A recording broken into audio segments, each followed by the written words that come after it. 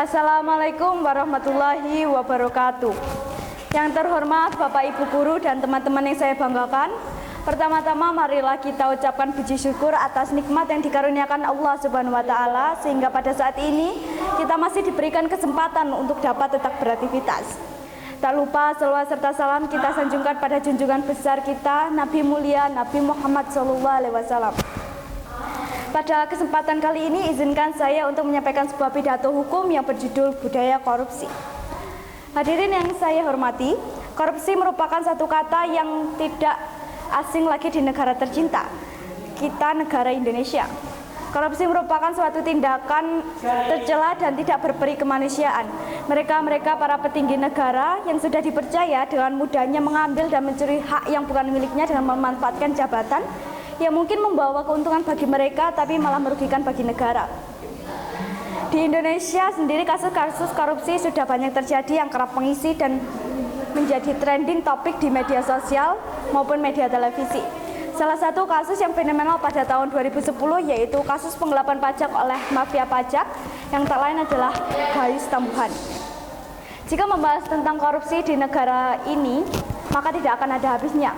Kurang tegasnya hukum tentang korupsi di negara ini membuat para pelaku koruptor bisa melenggang dengan santainya tanpa mendapat sanksi yang berarti dan tidak akan membuat mereka jera. Jika di Arab Saudi pencuri dipotong tangannya, maka berbeda dengan di Indonesia, korupsi dipotong masa tahanannya. Sungguh miris bukan hukum di negara ini? Sebenarnya mereka-mereka yang melakukan tindakan korupsi adalah orang-orang yang sudah sangat berkecukupan, hartanya melimpah dengan jabatan tinggi. Lalu apa yang bisa membuat mereka berpikiran untuk melakukan tindakan keji dengan mencuri hak-hak rakyat kecil yang tidak bersalah? Hadirin yang berbahagia, tindakan korupsi yang dilakukan oleh koruptor ini bukan lagi karena terdesak kebutuhan, melainkan karena ketamakan dan keserakahannya. Kurangnya pendidikan moral mungkin juga menjadi salah satu faktornya.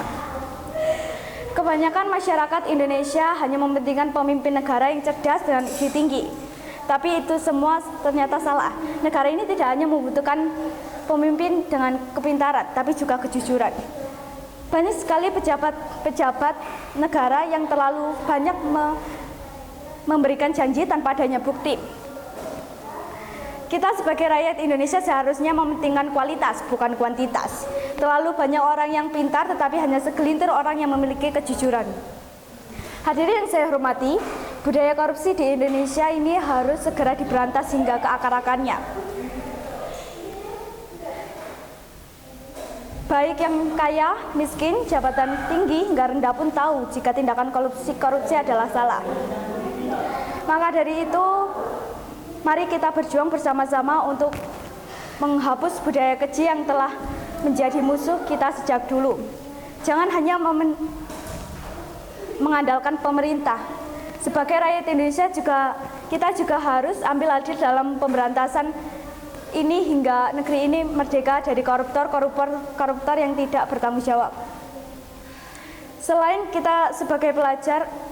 itu, kita sebagai pelajar Indonesia yang merupakan generasi bangsa